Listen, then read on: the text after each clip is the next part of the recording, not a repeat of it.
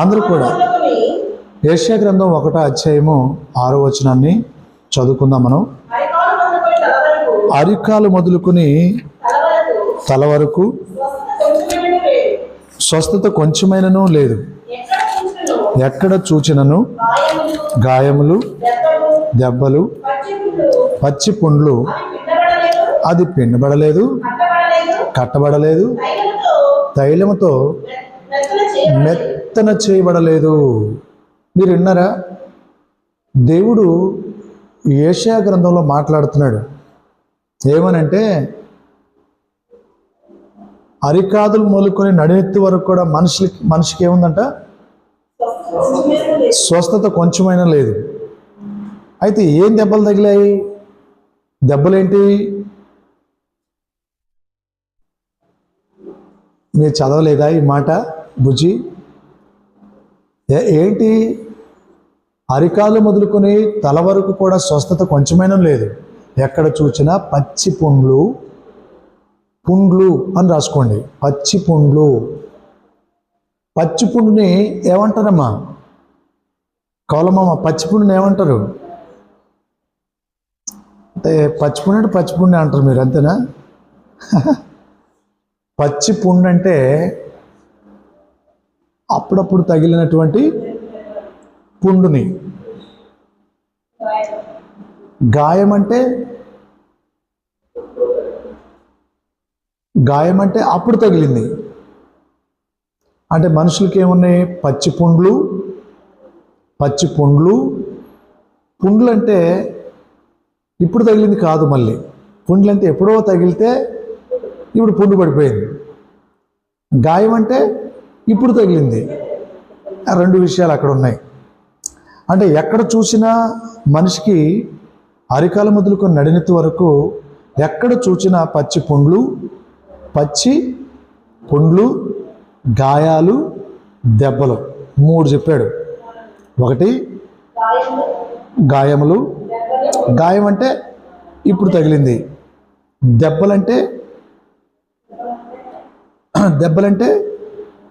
దెబ్బలంటే వాతలు కట్టడం అనుకోండి మీరు. ఆ తర్వాత పచ్చి పుండ్లు.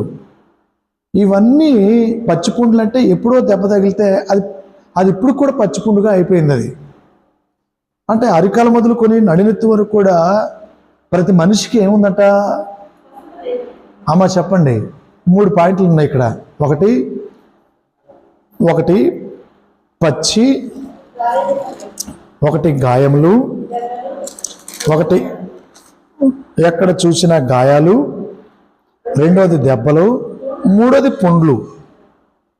ఈ గాయాలని, ఈ పుండుల్ని పిండలేదు, మెత్తన చేయలేదు, ట్రీట్మెంట్ చేయలేదు అని దేవుడు అంటున్నాడండి. అంటే దేవుడు ఎక్కడ చూచినా మనిషి అరికాలు మొదలుకొని నడినెత్తి వరకు కూడా పచ్చి పుండ్లు, గాయాలు, దెబ్బలు, పచ్చి పుండ్లు. అంటే మనిషికి దేవుడు చూసినప్పుడంట ఇవి మనుషులు కనబడుతున్నాయి. ఎక్కడ వరకు ఉన్నాయి? నడినెత్తి నుండి అరికాల వరకు. అంటే మనిషి ఇంకా పుండు లేని స్థలమే లేదు. ఇది దేవుడు చెప్తున్నటువంటి మాట. పుండు లేని స్థలం అంటే ఇది భౌతిక సంబంధమైన పుండ్లు కాదు, భౌతిక సంబంధమైన గాయాలు కాదు, భౌతిక సంబంధమైనటువంటి దెబ్బలు కాదు. గాయాలు, పుండ్లు, దెబ్బలు ఇవి శరీరానికి తగిలే కాదు. దేవుడు మాట్లాడుతుంది శరీరానికి తగిలిన గాయాలు కాదు, శరీరానికి తగిలిన పుండులు కాదు, శరీరానికి తగిలిన దెబ్బలు కాదు. అంటే ఆత్మకు తగిలిన దెబ్బలు, మనస్సుకు తగిలిన గాయాలు, మనస్సులో ఉండిపోయిన పుండ్లు. మీకు ఇప్పుడేమైనా పుండ్లు ఉన్నాయా? మీకేమైనా గాయాలు ఉన్నాయా? మీకేమైనా దెబ్బలు తగిలినాయా? అమ్మా, ఓ అబ్బో, మీరు అసలు అరికాల మొదలుకొని నడినెత్తి వరకు కూడా ఏమి లేవా?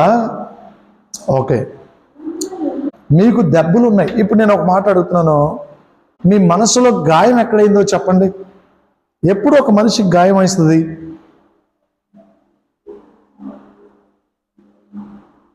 ఎప్పుడు అసలు మనకు ఎవరు గాయాలు చేస్తారు?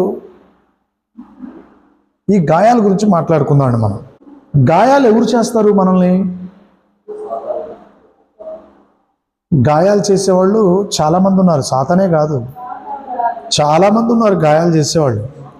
ఈరోజు సమాజంలో గాయాలు రేపేవాళ్ళు ఉన్నారు, గాయాలు చేసేవాళ్ళు ఉన్నారు, కానీ గాయాలు మానిపోయేవాళ్ళు లేరు. అవునా కదా? గాయాలు రేపేవాళ్ళు ఎక్కువైపోయారు. ఏదో మర్చిపోయారు వాళ్ళు. నీ కొడుకు అట్టంటగా, నీ కూతురు అట్టంటగా. అసలే ఆ అమ్మ ఏమైంది? గాయంతో నిండిపోయింది. దాన్ని ఏం చేస్తున్నారు ఇంకొకరువా? దాన్ని ఇంకా లోతుగా చేసి ఆ గాయాన్ని ఎక్కువ చేస్తున్నారు. కానీ దేవుడైతే నీ గాయాన్ని కట్టేవాడు. ఆయన నీ గాయాలు కడతాడు. ఆయన యోహాను సువార్త 10వ అధ్యాయంలో యేసు ప్రభు ఎందుకు వచ్చాడో ఒకసారి చూద్దాం రండి. యోహాను సువార్త 10వ అధ్యాయము ఒకసారి చదవండి. 10వ వచనం, 10వ అధ్యాయం 10వ వచనం. దొంగతనమును హత్యను నాశనము చేయుటకు వచ్చును గాని మరి దేనికి రాడు. అంటే దొంగ దేనికి వస్తాడు బ్రదర్? దేనికి వస్తాడు దొంగ? దొంగతనం చేస్తాడు, అంతే కదా? దొంగతనం చేయాలంటే ముందు ఏం చేయాలి? ఒక వ్యక్తిని ఏం చేయాలా? గాయపరచాలి. కానీ ఈరోజు చాలామంది చిన్న వాడు సూటు ప్యాంట్ వేసుకొని టచ్ చేసిన వాడి దగ్గర ఏమి ఉండవండి డబ్బులు. మీరు అనుకుంటున్నారేంటి? అసలు ఏమి లేవు. వీడు పిచ్చోడు అనుకున్నవాడి దగ్గర వాడికి పంపిస్తాడు ఈ డబ్బులు, నువ్వు తీసుకుని ఇంటికి పోరా, మేము కారులో వస్తామని. అర్థమవుతుందా? అంటే బైబిల్ ఏం చెబుతుందంటే దొంగ ఏం చేయడానికి వస్తాడు? దొంగతనమును. హత్య అంటే గాయం చేయటం, ఆ తర్వాత నాశనం చేయడానికి దొంగ వస్తాడు. మరి ప్రభు ఎందుకు వచ్చాడు? అదుగో నేను బ్రతికించటానికి వచ్చాను అన్నాడు యేసు ప్రభు వారు. వా, ఎంత వండర్ అండి మాట నేను చదువుకున్నప్పుడు. ప్రభు నువ్వు లేకపోతే నాకు ఈరోజు జీవం ఉండేది కాదయ్యా. యేసు ప్రభు ఏమంటున్నాడు? నేను జీవమును గొర్రెలకు జీవము కలుగుటకును అది సమృద్ధిగా కలుగుటకు నేను వచ్చినని మీతో నిశ్చయముగా చెప్పుచున్నాను. ఆలోచించేయండి. మనం డైరెక్ట్గా వాక్యంలోకి వెళ్దాం. ఇప్పుడు చెప్పండి, గాయపరిచేది ఎవరు? గాయాలు కట్టేది ఎవరు? అంతేనా? ఓకే. గాయాలు చేసేది ఎవరు? నెంబర్ 1 పాయింట్ రాసుకోండి. నెంబర్ 1, గాయాలు మనకు చేసేది ఎవరు? ఆది నుండి సాతాను యొక్క పని ఏంటి? గాయపరచటం వాడి పని. ఆది నుండి సాతాను యొక్క పని ఏంటి? సాతాను పని ఏంటి బుజ్జి? గాయపరచటమే. ఈరోజు సాతాను నేను గాయపరిచిందేమో, సాతాను గాయాలతో నువ్వు నిండిపోయామేమో, అనారోగ్యమైన పరిస్థితి నీకు వచ్చిందేమో, ఒకవేళ సాతాను అలాంటి గాయాలు నీకు చేశాడేమో. కానీ ప్రభువు నీకు సమృద్ధిని, జీవాన్ని ఇచ్చి నిన్ను స్వస్థపరిచే దేవుడైన ఆయన నీ గాయాలు కట్టేవాడు. ఈరోజు నువ్వు సాతాను చేత గాయములు అందిన వ్యక్తివైతే నీ గాయాలు ప్రభు దగ్గరికి వస్తే మానిపోతాయి. ఒక చిన్న విషయాన్ని మనం ముందుకు వెళ్దాం, ఇంకొంచెం ముందుకు వెళ్దాం. చూద్దారండి, లూకా సువార్త చదవండి త్వరగా. లూకా సువార్త 10వ అధ్యాయము 30వ వచనం. అందుకు యేసు ఇట్లనెను, ఒక మనుష్యుడు యెరూషలేము నుండి యెరికో పట్టణమునకు దిగి వెళ్ళుచు దొంగల చేతిలో చిక్కెను. వారు అతని బట్టలు దోచుకుని అదిగో గాయాలు చేసి కొర ప్రాణముతో విడిచిపోయి. అంటే దొంగ యొక్క లక్షణం ఏంటి చెప్పండి అమ్మా? గాయాలు చేయడం. అంటే సాతాను ఈరోజు ప్రతి మనిషిని గాయాలు చేస్తున్నాడు. అపవాది, అర్థమవుతుందా? ప్రతి మనిషిని ఏం చేస్తున్నాడు? గాయపరుస్తున్నాడు. అందుకే బైబిల్లో రాసింది, అది గాయపరిచిన వారు అనేకులు, అది చంపిన వారు లెక్కలేనంతమంది అని బైబిల్లో ఉంది. అంటే ఈరోజు చాలా మంది జీవితాల్లో సాతాను గాయపరిచింది చాలా మంది మనుషుల్ని. ఆ గాయం మానట్లేదు. మోసపు చూపు అనే గాయం, వ్యభిచారం అనే గాయం, ధనాపేక్ష అనే గాయం, ఎవరు పెట్టారండి? సాతాను గాయపరిచాడు. ఆ గాయాలు తగ్గట్లేదు. కారణం ఏంటి? ఇప్పటికి ఏంటన్నయ్యా నువ్వు ఇంకా ఇలాగుండిపోయావు, ఏందన్నా నువ్వు మారలేదా అని అడిగితే, నేను ఏం చేస్తావయ్యా, నేను దీనిలో కూడా పైకి రాలేకపోతున్నాను అంటున్నాడు. కారణం ఏంటి? గాయాలతో నిండిపోయారు. దానికి ట్రీట్మెంట్ చేసేవాడు ఎవడును లేడు. దాన్ని గాయపరిచేవాడు. ఇక్కడ ఒక వ్యక్తిని గురించి యేసుప్రభు చెప్పాడు. ఒక వ్యక్తి యెరూషలేము నుండి యెరికోకు దిగి వచ్చాడు. దిగిరాటం ఈజీ, ఎక్కిపోవడం కష్టం. ఎప్పుడైతే నీ ఆత్మీయ జీవితంలో దిగిపోతావో అప్పుడు గాయాల పాలవుతావు. సాతానుని గాయపరుస్తాడు. ఎన్ని కష్టాలు వచ్చినా, ఎన్ని బాధలు వచ్చినా ప్రభువే ప్రాముఖ్యమని ప్రభుతో నువ్వు వెళ్తున్నట్లయితే సాతాను నిన్ను టచ్ చేయడం. ఈరోజు చాలా మంది, నేను అదంటున్నాను, తాను నిలుచున్నానని చెప్పుకున్నవాడు పడిపోకుండా జాగ్రత్తగా చూసుకోవాలి. నువ్వు ఆత్మీయతలో యెరూషలేములో నువ్వు ఉన్నావు. యెరూషలేములో ఉన్న నీవు, అది దేవుని మహాపట్టణం. అది ఆ పట్టణం నుండి నువ్వు యెరికోకు దిగిపోకూడదు. యెరికో పాపిష్టి పట్టణం. అది పాపానికి సాదృశ్యం. దేవుడు అదే అంటున్నాడు. యెరూషలేము నుండి యెరికోకు ఒక వ్యక్తి దిగిపోతున్నాడు. ప్రియ సహోదరుడా, సహోదరి, ఈరోజు మీరు యెరూషలేము నుండి యెరికోకు దిగిపోతున్నట్లయితే నువ్వు గాయాలతో నిండిపోతావు. ఆ గాయాలకు ఎవరు ట్రీట్మెంట్ చేసేవాళ్ళు లేరు. ఒకవేళ నువ్వు ఇంకా, నేను అంటున్నాను, ఒక వ్యక్తి పడిపోవడం చాలా ఈజీ, కానీ ఒక వ్యక్తి ఎక్కిపోవడం చాలా కష్టం. నేను అంటున్నాను, అమ్మా, మీకు ఏదున్నా, ఒకవేళ ఏది పోగొట్టుకున్నా పర్లేదు, కానీ భక్తిని పోగొట్టుకోవద్దు, పరిశుద్ధతను పోగొట్టుకోవద్దు, నీతిని పోగొట్టుకోవద్దు, సంఘాన్ని పోగొట్టుకోవద్దు, నీ ఆత్మీయ జీవితాన్ని పోగొట్టుకోవద్దు. నువ్వు పోగొట్టుకున్నావు, దిగజారి పోయావు అంటే సాతాను నిన్ను గాయపరచడానికి వాడు రెడీగా ఉన్నాడు. సాతాను నిన్ను గాయపరచడానికి వాడు రెడీగా ఉన్నారు. ఒకప్పుడు లోకంలో నువ్వు జీవించినప్పుడు గాయాలతో నువ్వు నిండిపోయి ఎన్నోసార్లు ఏడ్చావు. ఆ గాయాల వల్ల నీకు మనశ్శాంతి లేకుండా పోయింది. ఆ గాయాల వల్ల నీకు సమాధానం లేకుండా పోయింది. ఆ గాయాల వల్ల నీకు ఆనందం లేకుండా పోయింది. తింటున్నావు, బట్టలు వేసుకుంటున్నావు, నీ పని నువ్వు చేస్తున్నావు, కానీ హృదయంలో నెమ్మది లేదు. కారణం ఏంటంటే గాయం. కారణం ఏంటో చెప్పండి? గాయం. ఒకప్పుడు నువ్వు దిగిపోయిన స్థాయిలో ఉన్నావు, అప్పుడు సాతాను నిన్ను గాయపరిచాడు. కానీ ఈరోజు దిగిపోయిన స్థాయిలో నువ్వు లేవు. ఒక యెరూషలేములో, ఆ మహాపట్టణం అనేటువంటి ఆ పరిశుద్ధతలో నువ్వు ఉన్నావు. దేవుడు నిన్ను పిలుచుకున్నాడు, కానీ నువ్వు దిగిపోవడానికి ప్రయత్నం చేయొద్దు. ఆ పరిశుద్ధ పట్టణంలో నువ్వు నివసించాలి. ఆ యెరూషలేములో, ఆ పరిశుద్ధతలో నువ్వు నిలిచి ఉండాలి. ఇక దిగిపోతున్నావు అంటే సాతాను నిన్ను గాయపరుస్తాడు. ఈరోజు చాలా మంది ఆలోచించట్లేదు, కానీ బైబిల్లో మనం చూస్తాం చెల్లెమ్మ, సాతాను, దొంగలు ఒక బాటసారిని కొట్టి అతని వస్త్రాలు లాక్కొని పోయారు. కానీ ఒక మంచి సమరయుడు వచ్చి గాయాలు కట్టాడు. ఆమేన్. ఎంత మంచి దేవుడు అండి. ఒక వ్యక్తిని యెరూషలేము నుండి యెరికోకు దిగి వెళ్తుంటే, ఒక వ్యక్తి దిగిపోయినప్పుడు సాతాను గాయం చేసింది. దొంగలు అతన్ని కొట్టారు. ఆ కొట్టి కొరప్రాణముతున్నటువంటి వ్యక్తి దగ్గరికి ఓ మంచి సమరయుడు వచ్చి ఏం చేశాడో తెలుసా? అతన్ని చూచి అతని మీద జాలిపడి దగ్గరికి పోయి నూనెయు ద్రాక్షారసమును పోసి ఆమేన్ అతని గాయములు కట్టాడు. ఆయన ఎవరో ఈయనకు తెలుసా? ఆయన ఎవరో ఈ బాటసారి ఎవరో ఈ సమరయుడికి తెలుసా? ఈ సమరయుడికి తెలీదు. కానీ ఈ సమరయుడు, నేను ఒకసారి ఆలోచించాను, ఈ సమరయుడు ఎందుకు ఇంత ప్రేమించాడు, యేసుప్రభు ఎందుకు ఇంత ఇలాంటి ఉపమానం చెప్పాడు అని ఆలోచిస్తే, ఆ సమరయుడికి ఉంది ప్రేమ అండి. ప్రేమ లేకపోతే జాలి రాదండి. ఆయన ఎవరో తెలుసా?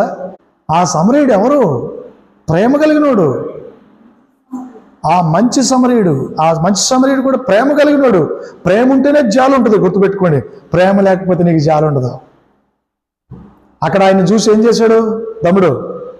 ఆయన చూసి ఈ మంచి సమరయుడు ఏం చేశాడు? మొట్టమొదట జాలి పడ్డాడు. నీ కుమారుడికి ఏదైనా అయితే నువ్వెంత జాలిపడి, అరే నాయన అట్నారా, తొందరగా హాస్పిటల్కి వెళ్ళి చూపించుకుందాం రారా అంటాం. ఏముంది, ఎందుకు అంత జాలి పడుతున్నావు నీ కొడుకు మీద? ప్రేమ. నీ కొడుకు కాబట్టి నువ్వు ప్రేమించావు.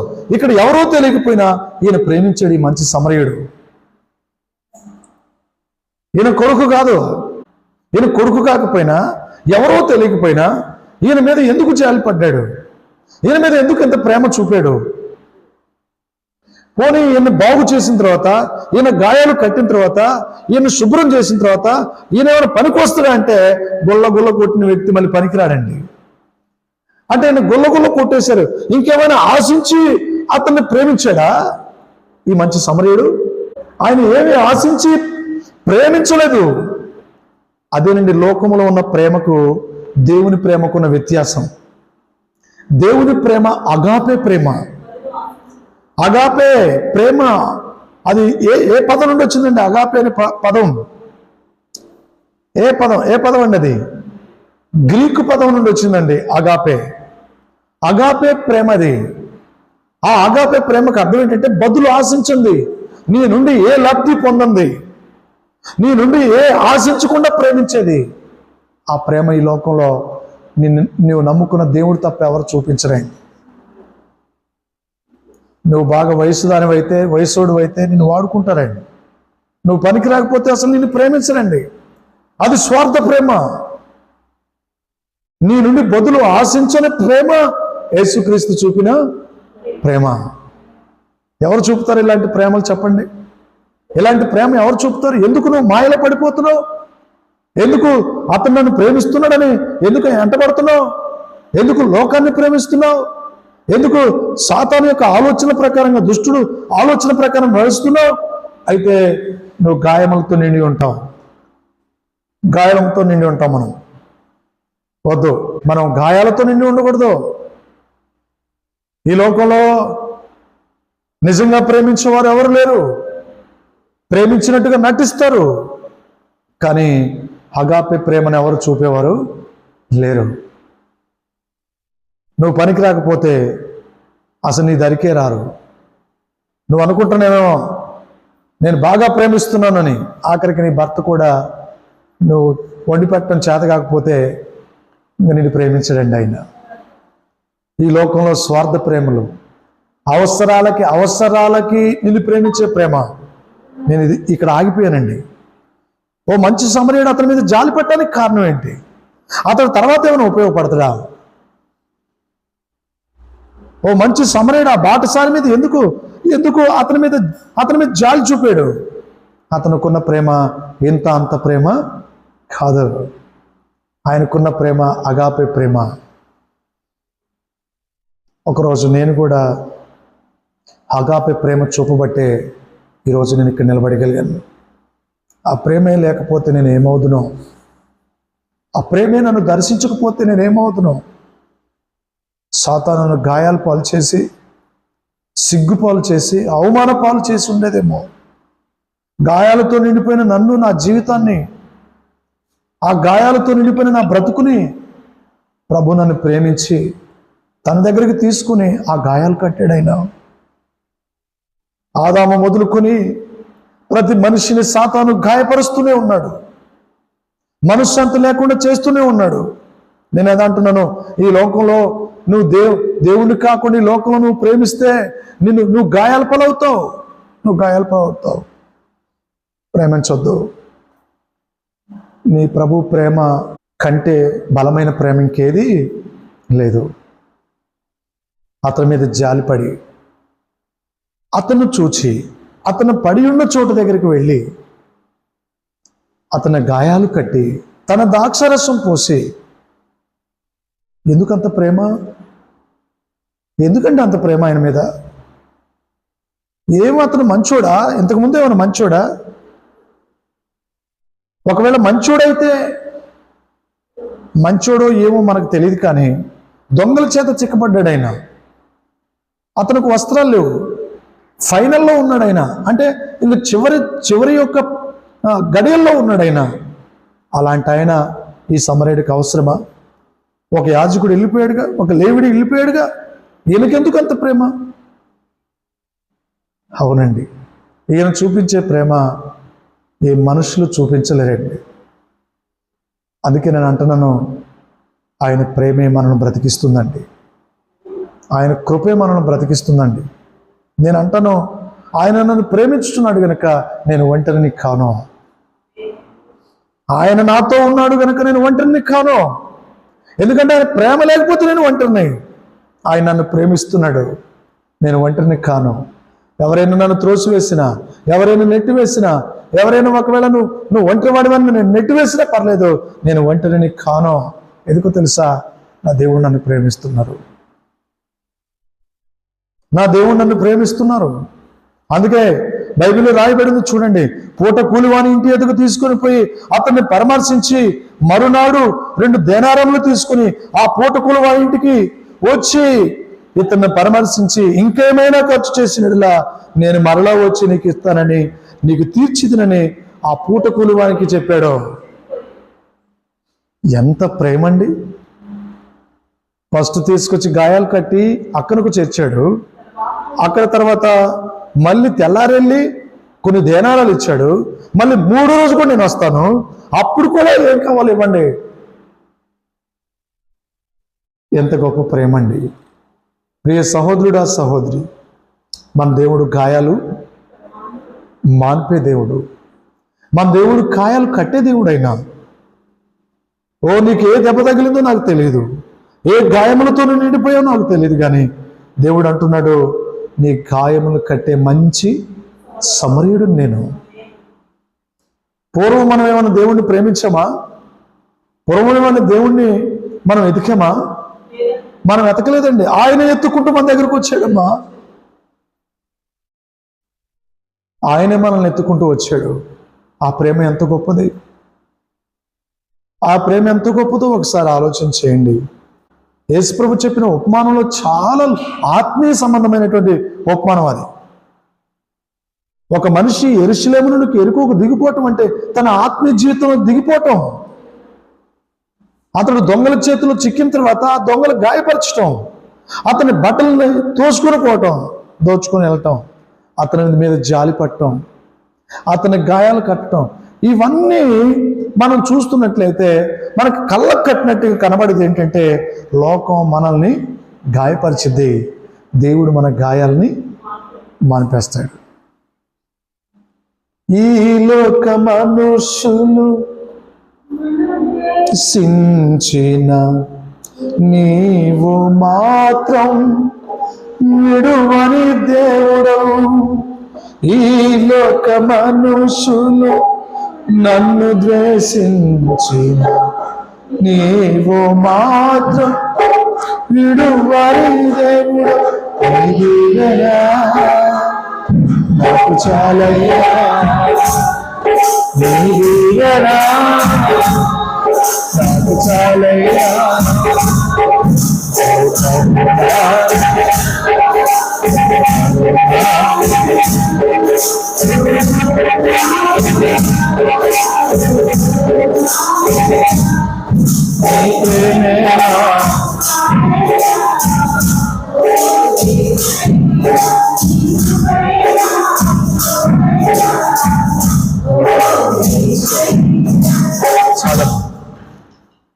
ఇప్పుడు మీకు అర్థమైందా? ఎవరు మొట్టమొదటిగా మనకు గాయాలు చేసేది? అమ్మ చెప్పండి. అపవాదికి కనికరం ఉందా? అపవాదికి జాలుందా? నీ గాయాల అపవాది కడతాడా? ఇవన్నీ మనకు తెలుసుకోవడం ఎందుకు లోకాన్ని మనం ప్రేమిస్తున్నాం? ఎందుకు లోకం వైపు మనం పరిగెత్తుతున్నాం? ఎందుకు ఈ లోకాశలకు మనం లోనైపోతున్నాం? ఆలోచించేయండి అమ్మా, ఆలోచించేయండి. ఒక సమరయుడు ఒక బాటసారిని ప్రేమించినట్లు ఆయనని ప్రేమించాడు. ఆయన ప్రేమించే బట్టే మనం ఈరోజు ఈ స్థితిలో ఉన్నామండి. ఆయనే లేకపోతే మనం లేమండి. ఈ విషయాన్ని నేను చదివినప్పుడు, ఆలోచించినప్పుడు నా మనసు అనిపించింది, ప్రభువా, వెదకని నా దగ్గరికి నువ్వు వచ్చావు. నాలో మంచిదనము ఏముంది? నేను గాయాలతో నిండిపోయిన వ్యక్తిని. ఓకే, ఒక పాయింట్ చక్కగా గుర్తుపెట్టుకోండి. మనలో గాయపరిచేది ఎవరు? మొట్టమొదటి అపవాది. వాడు మొదటి నుండి ఎవరు? నరహంతకుడు అని రాసిందా లేదా బైబిల్లో? వాడు ఎవరంటమ్మా? మొదటి నుండి నరహంతకుడు. వాడు గాయాలు చేసేవాడు, హత్య చేసేవాడు. వాడు చాలా మందిని గాయాలు చేసాడు. వాడు సాతాను చాలా మందిని గాయాలు చేశాడు. కానీ నీవు నేను ఈరోజు ఒకవేళ సాతాను గాయాలతో, ఏ గాయాలైతే ఉన్నాయో నాకు తెలియదు, ఆ గాయాలు మాన్పే దేవుడు మనకున్నాడు. ఆయన కృపాసనం దగ్గర, ఆయన సన్నిధి దగ్గర ఆయన నీ గాయాలని మానుపుతాడు. ఓకే, దేవుడు ఈ కొద్ది మాటలు దీవించునుగాక. ఆమేన్, ఆమేన్. మీ అందరికీ ప్రభునామములో వందనాలమ్మ.